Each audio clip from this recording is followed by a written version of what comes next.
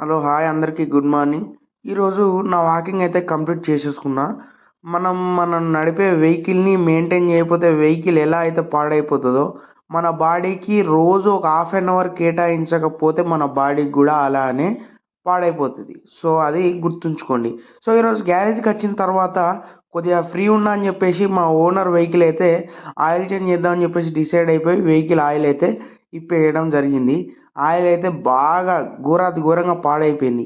So, మేము దాదాపు free ఉండం. మేమెప్పుడు బిజీగానే ఉంటాం. ఒక్కసారి గ్యారేజ్‌లోకి ఎంటర్ అయినామంటే వెహికల్స్ వస్తూనే ఉంటాయి. మేము రిపేర్ చేస్తూనే ఉంటాం. Full busy. మా పనులు అసలు మేము పట్టించుకోము.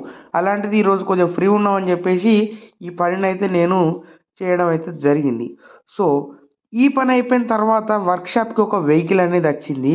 సో, ఇదే ఆ వెహికల్. ఇది బ్రేక్ వస్తలేదని కంప్లెయింట్ ఉన్నది. బ్రేక్ ఆయిల్ లీకేజ్ అయితుంది. ఈ బ్రేక్ పైప్ నుంచి. సో, ఈ బ్రేక్ పైప్ అనేది 2 ముక్కలుగా ఇరిగిపోయింది.